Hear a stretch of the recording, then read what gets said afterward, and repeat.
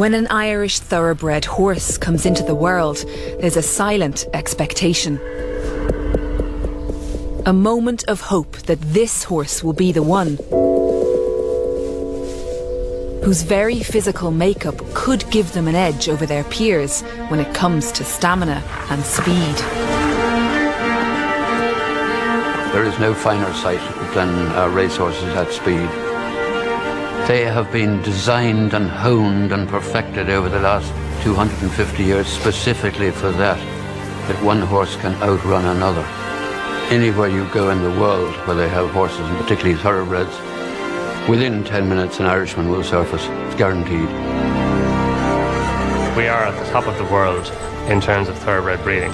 If you look at any of the top races in Britain, America, Germany, France, Australia, Irish horses have excelled. This is a global industry that we're leaders of and that we've developed in this country.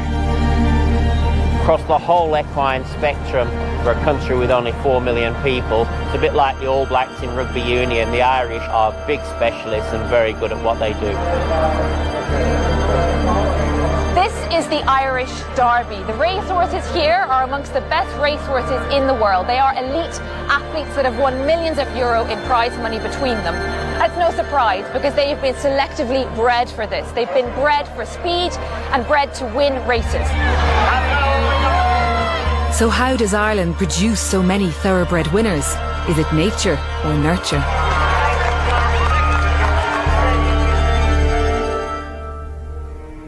In Power in the Blood, we'll be asking what role nature and nurture play in producing a winner.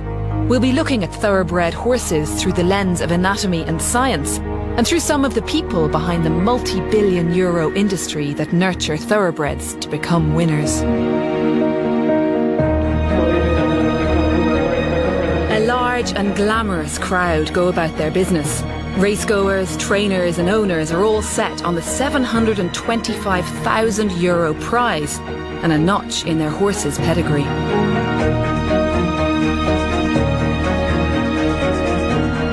So the favourite of the next race, the big race, is this horse here, Australia.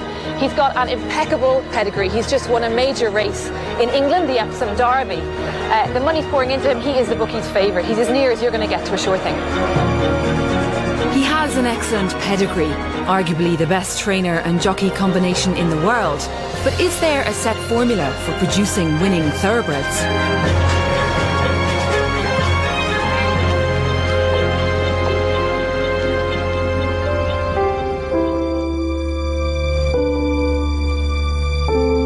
Ireland has a very unique relationship with the horse.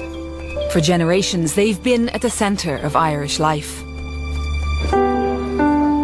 The horse has been the most versatile and the most valued animal throughout Irish history. The hobby horse was a jack of all trades. He did everything. He went to war, he ploughed, he pulled a cart, he pulled a chariot.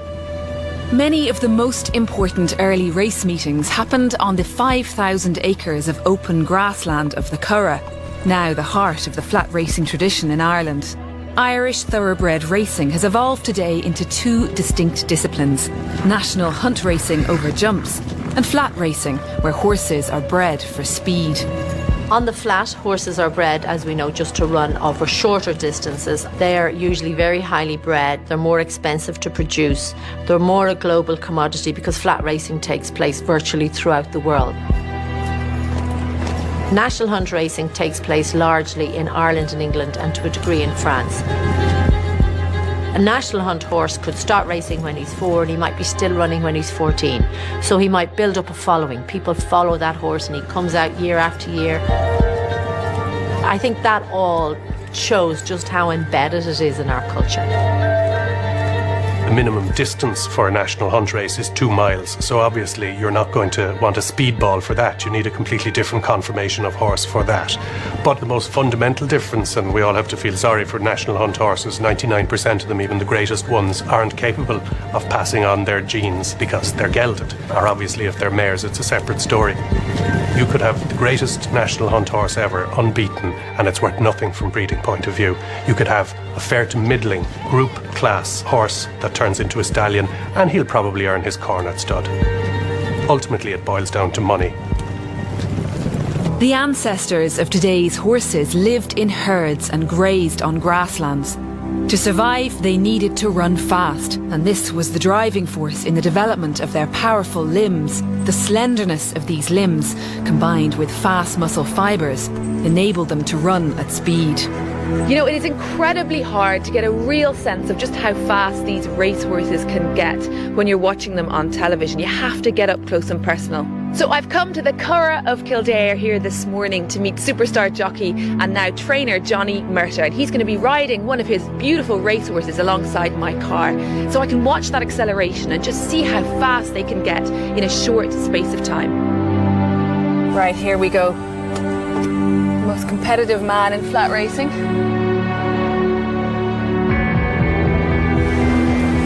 Away we go. Whoa! To go faster. Look at that. Such amazing strength in his legs. It's just astonishing to be so close to see this. But what's amazing about a galloping racehorse is that at some stage he's all the way up in the air, all four legs. And the size of his lungs, the capacity of his lungs. A horse from a standing start can reach 45 miles per hour in just 2.5 seconds. That's in just 4 to 5 strides. Look at that, the stride length, about 7 meters in stride. Head full tilt, amazing thing to see. The sheer speed and the sheer power of that horse is phenomenal.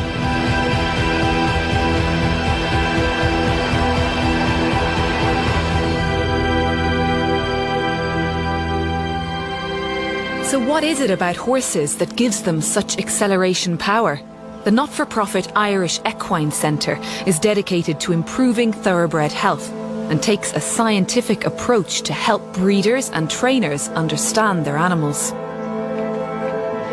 To watch a racehorse galloping at full tilt and to see the kind of power and speed and a phenomenal acceleration that they can achieve is something else. I mean, you can see their amazing muscles, you can see their head pointing forward, you can see all the 4 feet off the ground for that incredible second or so. But the key thing, I suppose, in a thoroughbred is that in order for that to happen, there's an awful lot going on inside.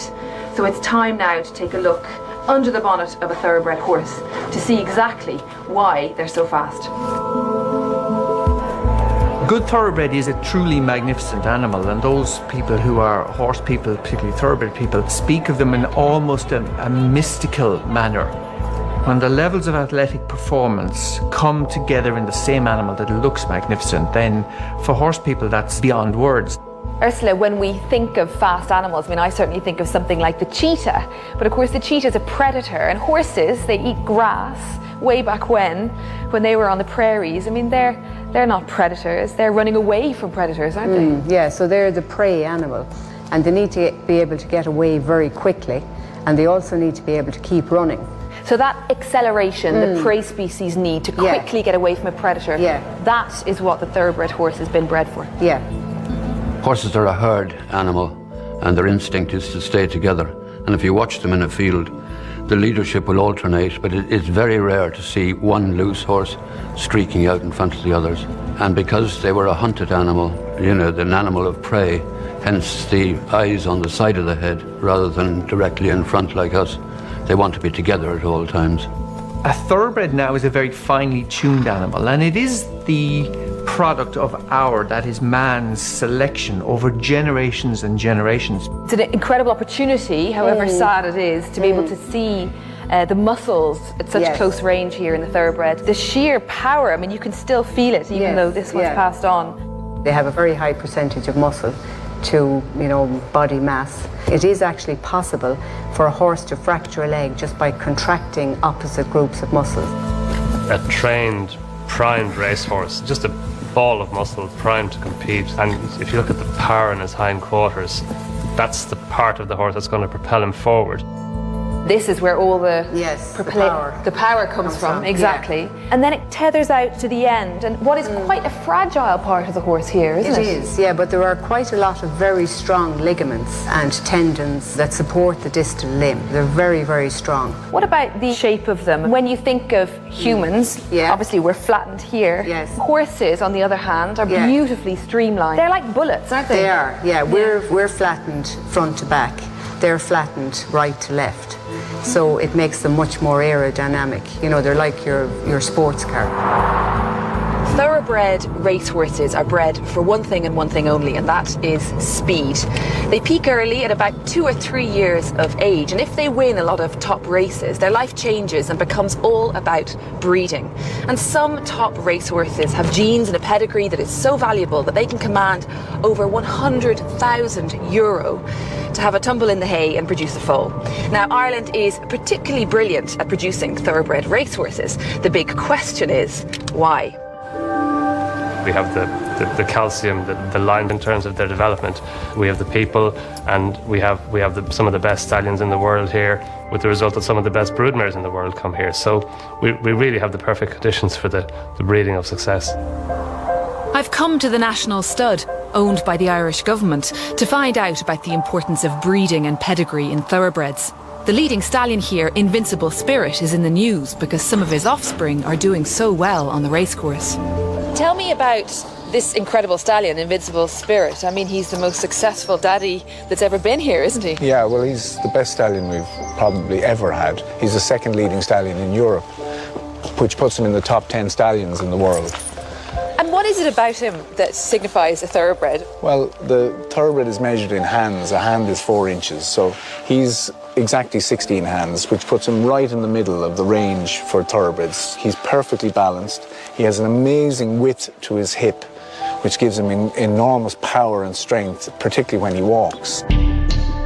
How successful was he as a racehorse? Well, as a racehorse, he was a good 2-year-old without being top class. And it was only as a 5-year-old that he managed to win at the highest level a Group 1 race, which was a 6-furlong Group 1 in Haydock Park. But not hugely successful. No, and that's how we were able to buy him, because he wasn't absolutely the top of the charts when he was retiring to stud.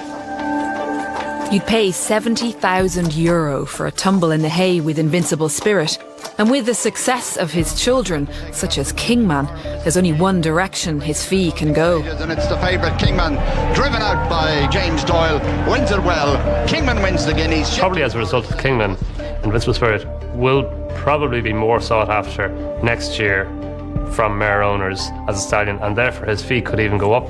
So I suppose that's a real live recent example of how a stallion's fee can fluctuate. So how much would he cost me? He's not for sale. If he was for sale? He's probably valued at about 25 million today. It's astonishing.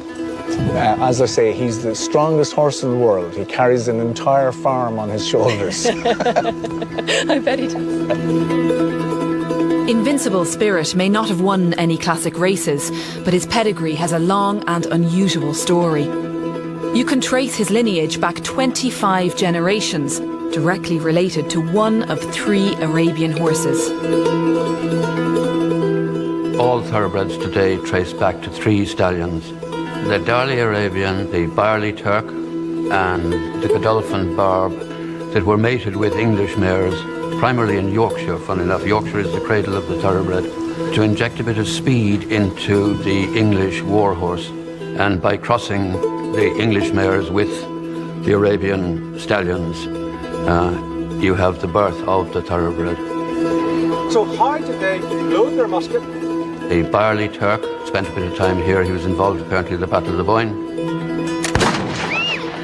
It's reasonably reliably recorded that Captain Barley came over on his charger when he wasn't fighting at the Battle of the Boyne. He's supposed to have won a race at Down Royal. Well, the Turkish horse was Eastern type of horse. Their endurance was extraordinary, and their speed. They were also brave. I mean, this is a feature of the thoroughbred today, is a horse with heart, a horse that will keep battling on, that will keep going, and has got that fire to make it to the end. Whether that's in a race or whether it's in the battle, they will keep going. They will eat the miles. They will really, really give their all, and that is what you need if you're going to go right down onto a cannon or a gun. So in a modern sense, when you go to the racecourse, all of the thoroughbred horses are related to just 3 stallions.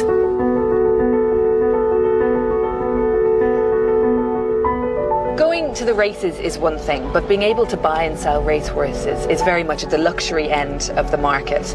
And the price a racehorse gets is about 2 things. It's about what it can earn on the racetrack, but also, most importantly, what it can earn in breeding. Last November, a racehorse called Chiquita broke all records as the most expensive horse ever sold in Ireland. The big question is, why was she worth so much? Stallions that produce multiple winners are hugely valuable, but the interesting aspect of this record-breaking sale is that Chiquita is female and can produce only one foal a year.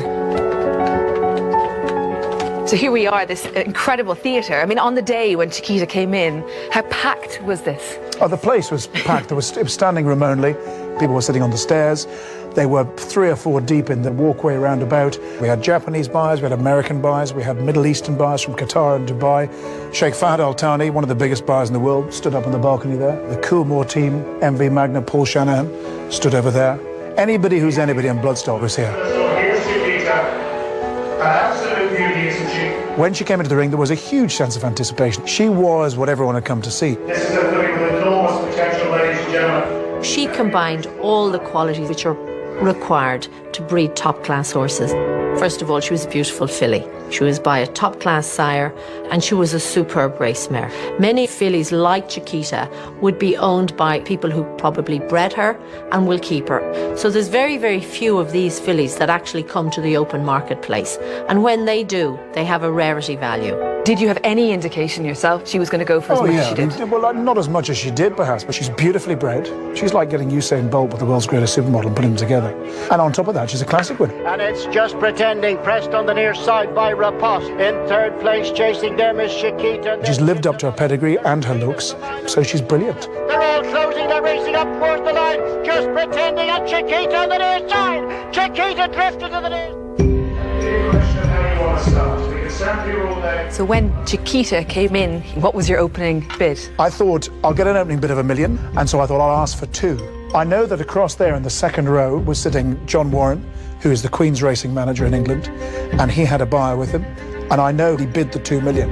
But as he bid the $2 million, the auctioneer let out a whoa shout like that. 2 million, yes! 3 million on bid, and 3 million bid.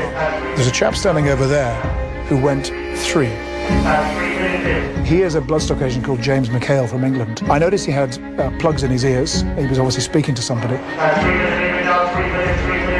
There were gasps around the place because for a horse to start at €3 million is a lot of money. As it turned out, James McHale was bidding for Sheikh Fahd Al Thani.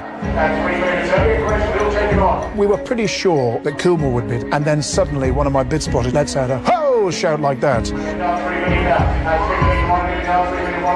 And it's over there, so I go 3.1, and away we go. 2 of the big superpowers in world racing were bidding for this beautiful, beautiful filly. Because it was that side and that side, it was like the proverbial game of tennis, backwards and forwards, and I was moving from side to side so I could connect with the bidder. It was like Ali Fraser all over again. It was like Borg McEnroe. It was like Jack Nicklaus and Tom Watson going down to the 18th hole. At 5 minutes 2 and 3. At 5 minutes 3. At 5 minutes 3. 5 minutes 5. Bang, bang, bang, bang. I mean, it was wonderful to see them. At 5 minutes 5. At 5 minutes 6. 5 minutes 7. At 5 minutes 7 on bid. I get 5 minutes 7 at Glasgow. 6 minutes bid. At 6 minutes down. At 6 minutes down. At 6 minutes last full bid. This time. The Coolmore team clinched the deal with that one bid. Sold for 6 million to Peter and Ross Goldberg. Thank you very much indeed. Just let it go, please. The figures are crazy, but what you got to remember is this is a different business to anything else. The only business that I'd like to it is modern art. So who says a Jeff Koons sculpture of Goofy is worth 50 million or a Damien Hirst picture is worth 20 million? You're dealing with a very rare commodity for very, very seriously wealthy people, people who might describe themselves as the 1% of the 1%. Therefore, scarcity is what they're after. What we had to do then was make sure that everyone stayed nice and quiet so the filly didn't get too wound up. She's now the most valuable filly ever in this sales ring, ever in the country. Once she left, the clapping started and everyone was very excited. And for people who may not have any interest in racing, why should they care that a horse like Chiquita was here and made €6 million? It demonstrated that Ireland is the top of the tree. This is the spiritual home of the thoroughbred. They were 2 of the big superpowers in the bloodstock industry, and they were here in Goffs and here in Ireland and bidding for an Irish filly in an Irish ring. That's very important. It seems what's been bred into horses like Chiquita over 25 generations is an electric burst of pace. People say she's an outstanding looking horse, but how does the physiology of the thoroughbred actually work? Visually, you can get a very quick understanding of why these animals are so fast. But inside them, they're also designed for speed. So we're going to open up the horse now? Yes, yeah. And have a look inside her? Yes. Okay. The racehorse is a speed animal, and he needs strength, but he really needs a perfect strength to power ratio. It'll have a lot to do with his heart, it'll have a lot to do with his lung capacity, his ability to deliver oxygen into those muscles where it's needed at full exercise. This is the rib cage.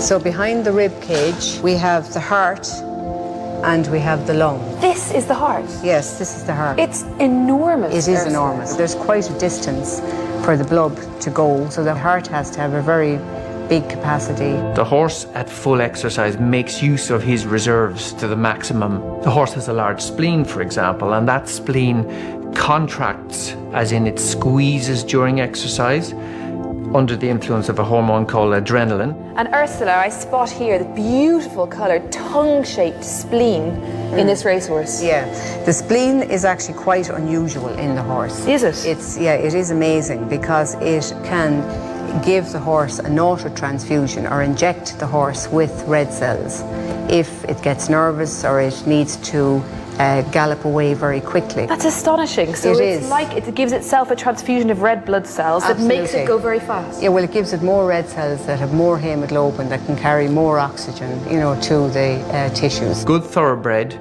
has the ability to deliver vast amounts of oxygen through his nose, through his airways, into his lungs, and then has the heart and cardiovascular system to suck that oxygen from the air and deliver it to his muscles, where of course it's going to be used to develop power. This obviously is the heart. Very traditional heart shape. It is. Yes. And if I try to lift it... Yeah.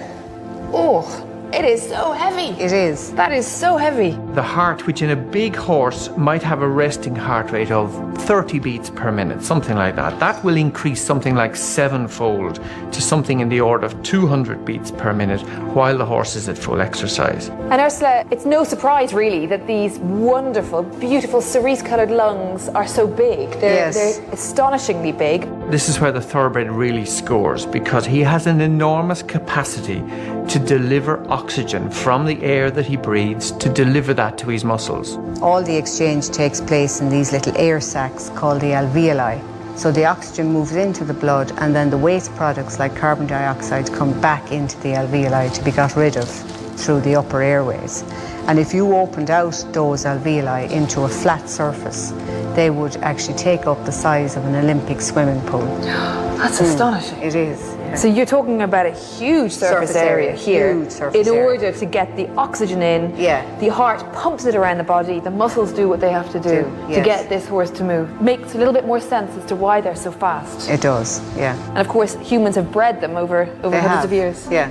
And this is the result. That's right. Coming up in part 2, we examine a horse's genetic makeup as some remarkable scientific discoveries help to pinpoint a thoroughbred speed gene. One might be a champion and one might not. That's not because of its pedigree, it's because of its actual genetic makeup. And we go behind the scenes as some of Ireland's top trainers reveal their secrets about what makes a winning racehorse. But if the psychology isn't there... Useless. Useless? They will be useless if they haven't got it, if they haven't got the mental strength.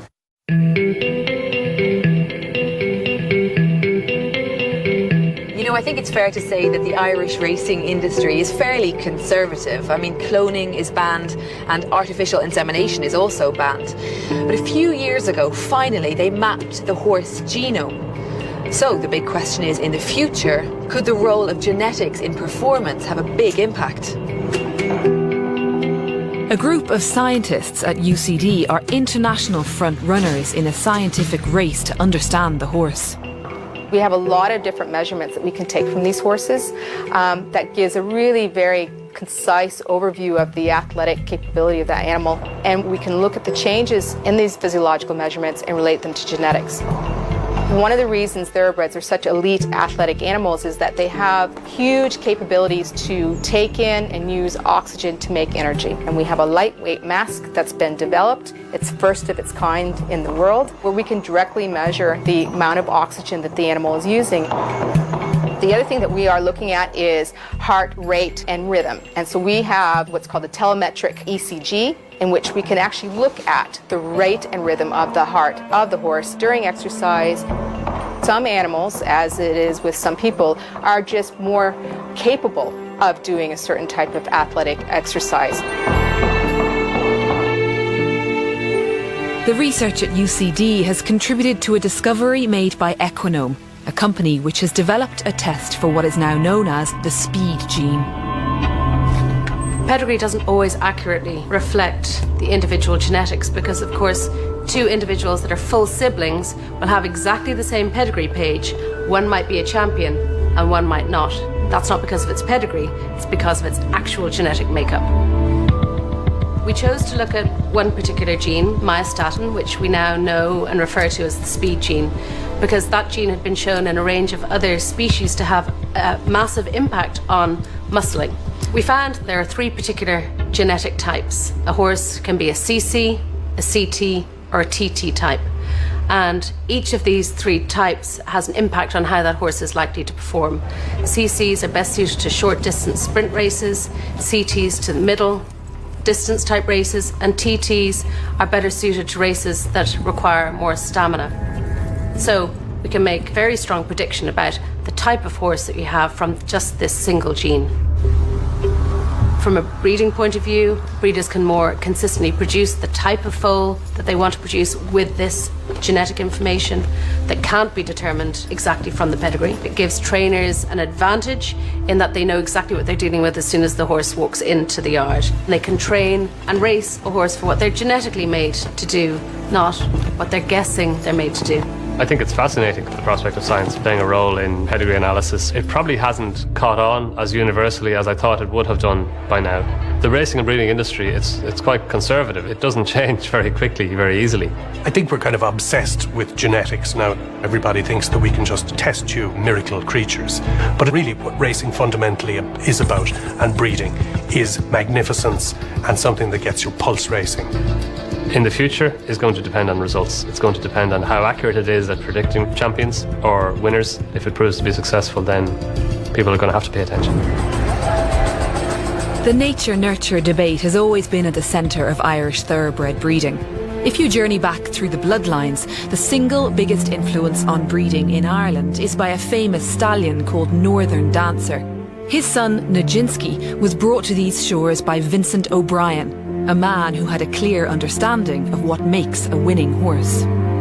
Vincent O'Brien's contribution to Irish racing can only be described as immense, and I very much doubt if it's ever going to be equalled. When you consider that Vincent came from very, very humble beginnings, took the national hunt world by storm, and then unusually, almost uniquely I'd say, he switches completely to the flat and revolutionises that. His affinity to the animal was never in doubt, but by winning derbies on the spin and by dominating British and Irish flat racing from the 60s through to the 1980s, he left no one in any doubt that he knew what he was at. So if he decided to pursue a certain bloodline, you don't want to be left out. You're going to say, that guy knows what he's at, I want a part of that. His famous line when looking at a horse going through the auction ring was, he was looking for a horse that filled his eye. Now that's a poetic way of describing what became a multi-billion euro business. Inevitably, you go back to his decision in Canada to buy Nijinsky for Charles Engelhard. It followed from the success of Nijinsky that Vincent thought, if I can do this once, surely to God I can do it again. So he began to source these Northern Dancers. Originally, the bloodlines were in Europe. And the great American breeders came to Europe and bought the best bloodlines that were here and took them to America. So America was breeding, it was leading breeding country. And it was Vincent O'Brien and John Magner, Robert Sangster, that had the foresight and the knowledge and the intuition to go and source that blood and take it back to Europe. Historically, one bred to race, but Vincent and his consortium had their eye on a very different scenario, whereby they would buy the best of yearlings in America, as it happened, bring them over here, and through their racecourse performances, turn them into colossally valuable stallions. He and his partners took it from being a pretty inexact science to being a vaguely inexact science, and they spotted the opportunity to market the Irish Thoroughbred on a global scale. A tax exemption scheme in place from 1969 to 2008 helped to develop the Irish breeding industry.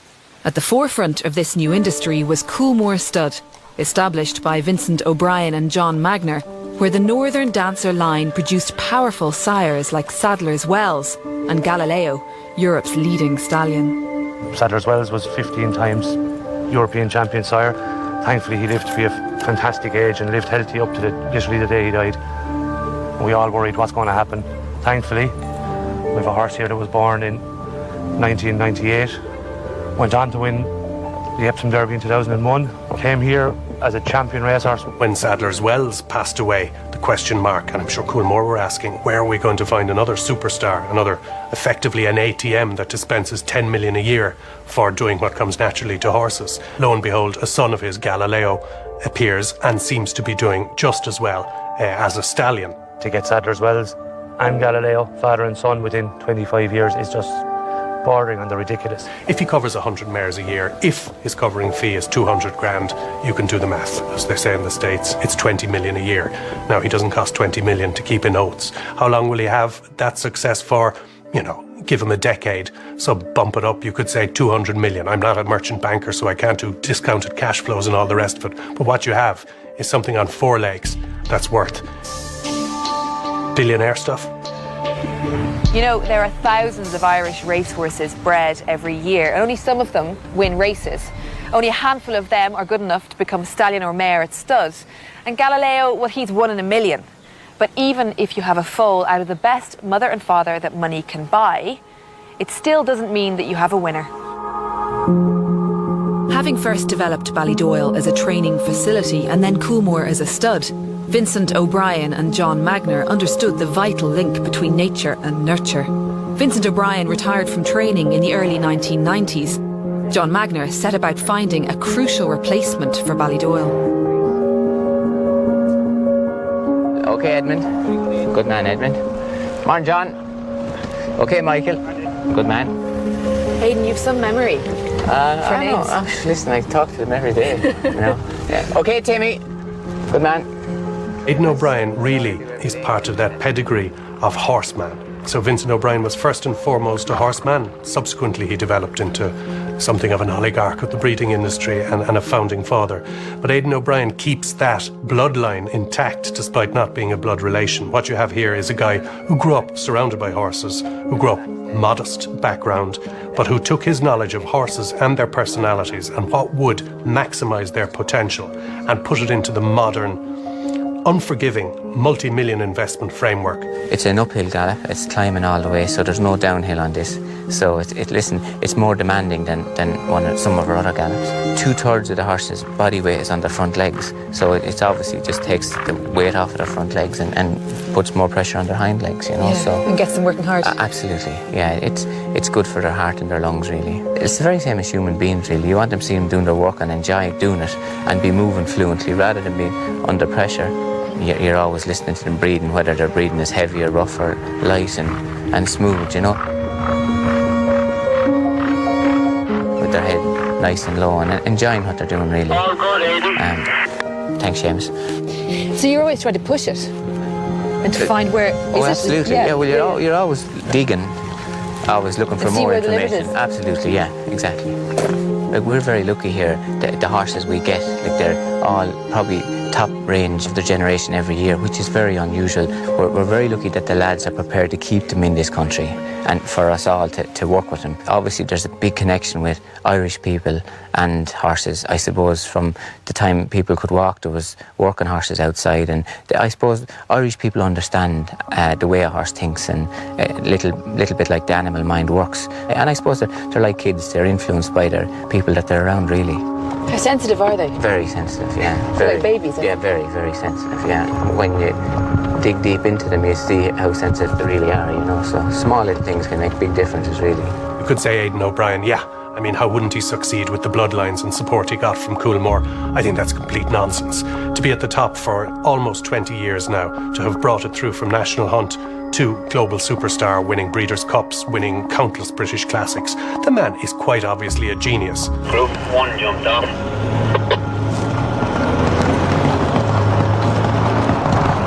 You can see them when they're galloping along. The ones that are very relaxed will always blink very slowly. He's trying very hard. Hey, you can keep coming away, Dean, just gradually, and Joseph will come there himself and coming forward with the furlong on. Yeah, you're watching. Joseph's filly is lazy, that's why she wears the blinkers, just to make her work. She's pushing her now. Yeah, he's making her, asking her to go work. She is responding, but she's lazy, you know, she only does what she has to do, really. Aidan O'Brien would seem to have the same talent that Vincent had to look a horse in the eye and see into that horse's soul. It seems to be an empathy, a relationship. At first encounter with a young horse, what will you do for me? This is Australia here now. He doesn't stress much, this horse. Very unusual horse. Yeah, he's an incredible horse, really. And obviously you're known here for having just incredible horses, but how often does a horse like Australia come along? We haven't had anything like him before, I suppose. You know. You've never had anything like him before? No, we don't think we have had. Even the likes of Galileo? Like he's obviously, his dad is the most dominant stallion probably ever was, or might probably ever will be, I'd say. Most horses stamp their stock with physical things, but he stamps them with mental strength, you know, which is very unusual. Is it unusual? Very. Yeah, very. Yeah. It makes him probably the most unique stallion we've ever had anything to do with. Because the powers and the psychology? Yeah, exactly. So you can have a perfect specimen, well-bred, looks gorgeous, but if the psychology isn't there... Useless. Useless? They will be useless if they haven't got it, if they haven't got the mental strength. But that's what Galileo puts into them, is the mental strength, which is very unusual. We've never seen a stallion to do that before. It's fascinating. The process of breeding winner to winner applied when Galileo was paired with classic Oaks winner Ouija Board. So both his mother and his father are... Were both champions. World class. Yeah, absolutely world class, as high as they could get it. A Derby winner and an Oaks winner.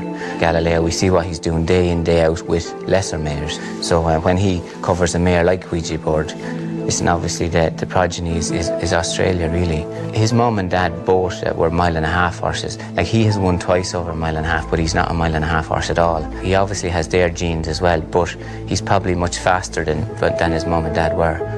But also gets 1.5 mile, which is very unique, really. It's astonishing. Breeding isn't an exact science, but Coolmore's belief in bloodlines paid off as Australia became the first horse in history fathered by a Derby winner, whose mother was an Oaks winner, to win the Epsom Derby. His jockey is Aidan O'Brien's son, Joseph.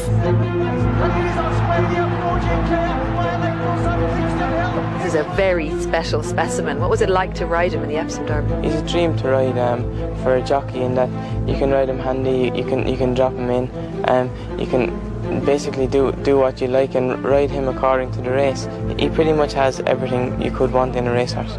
And what kind of scope do you have on the back of a racehorse to make it do certain things? In a race, I suppose the quicker you're going, the less you can really do, because you're just keeping them balanced and trying not to be a disadvantage to them is as much as anything.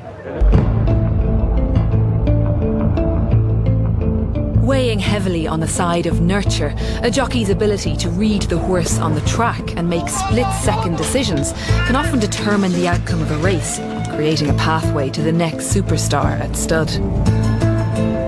If you look in both codes, flat and national hunt, throughout the world really, Irish jockeys are just predominant. And that comes from this affinity with the horse that we have. They may have come up through pony racing, pony club, hunting, show jumping, etc. So they're horsemen first and foremost. And this horsemanship allows them to have an affinity with the horse, to understand the horse, and to get the best from their horses. A horse is an animal that's easily upset.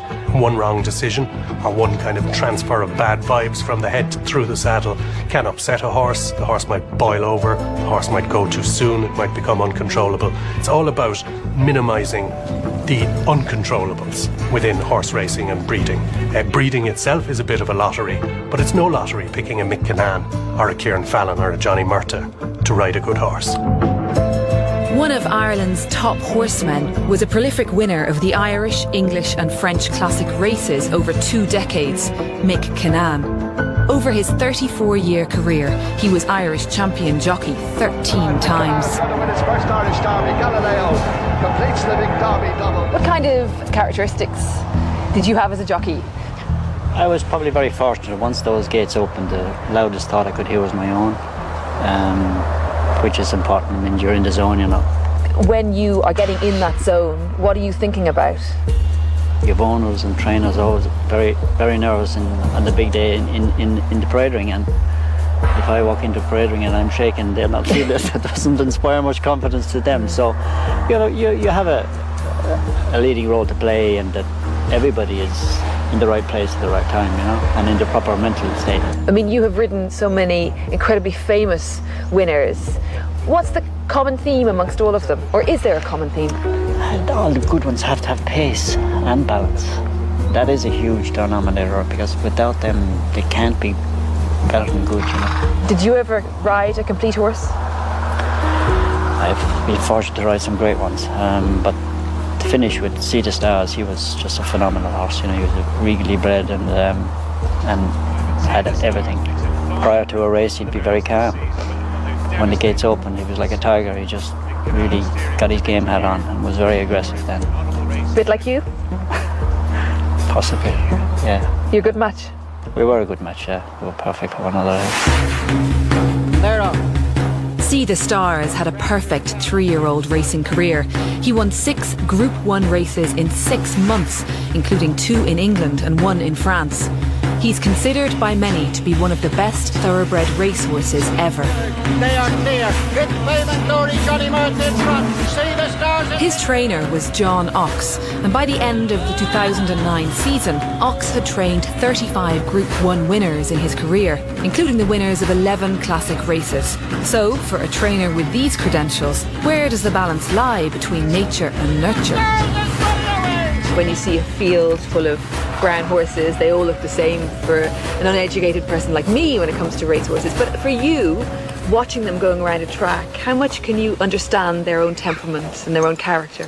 You can't see it at a glance, you know.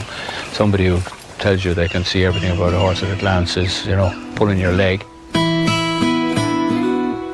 The only way you find out all his little characteristics is to train him to be a racing machine. And when you go through all the stages bit by bit, then you build up the picture and you find out the strengths and the weaknesses. In the end, it's the race course that gives you the answer. So it takes a while to build up the picture. Obviously, you can get the most wonderful horse with incredible pedigree, but it may not deliver the goods on the racetrack. For sure, if you take some great athlete who's very successful, his brother and sister mightn't have any ability. So, you know, as I say, they're bred to be good. It doesn't mean that all the siblings of a good horse will be as good as the top-notchers. There are so many factors that make the good horse. There's no one test that can tell you if you're buying the top one. And it'd be a shame if it did, because, you know, people who have all the best bloodlines would always win all the races. And, of course, they don't.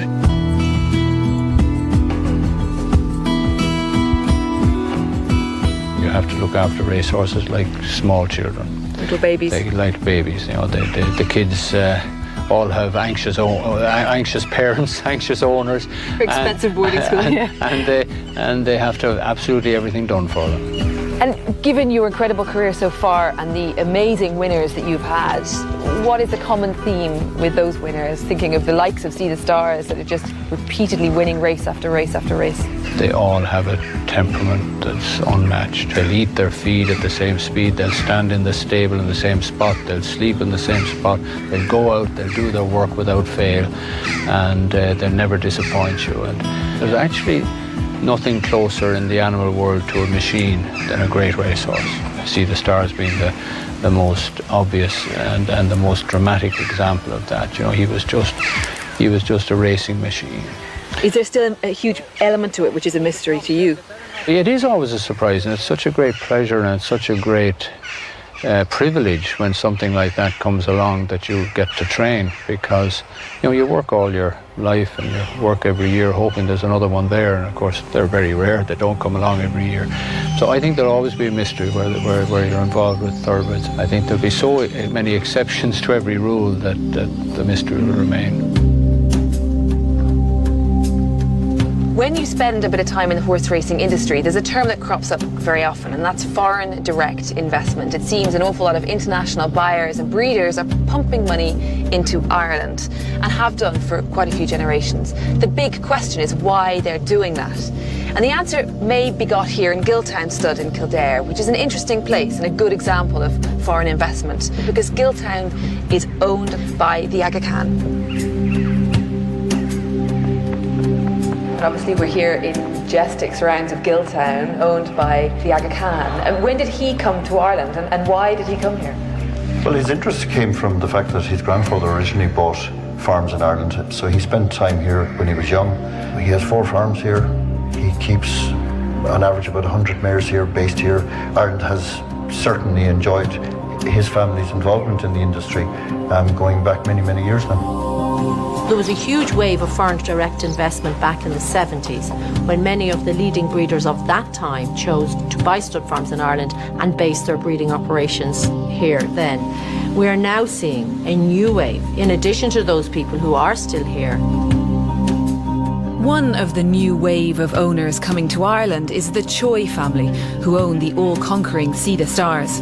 The horse amassed €4.5 million in prize money when the decision was made to retire him to the Aga Khan stud as a very young stallion.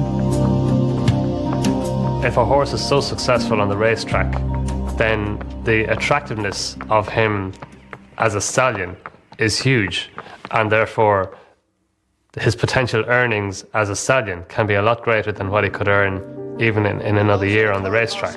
We saw it with See the Stars there in 2009. He won 6 Group 1 races in 6 months, and then he went to stud. Now he's proven to be a phenomenally successful stallion. He's a very young stallion and it's very early days, but it looks like he's going to be a superstar. But there's still a little bit of regret that we would have loved to have seen him. As a racing fan, you'd love to see him race on at 4. In another sense, you can easily argue that he had nothing left to prove on the racetrack, so he deserved his place at stud. The unusual aspect of See the Stars is that he's owned by a lady who is not Irish. She's living in Hong Kong. Ireland was the place that she decided to base the great broodmare Urban Sea. She was frequently being covered by stallions that were based in Ireland, so she decided to leave her here. And that is how See the Stars has come to be, if you like, bred in Ireland, trained in Ireland, and thanks to Mrs. Choi, he has retired to a stud in Ireland, which, with his credentials, he could have gone anywhere in the world. And it was fortunate for Ireland that she decided that she wanted to keep him here.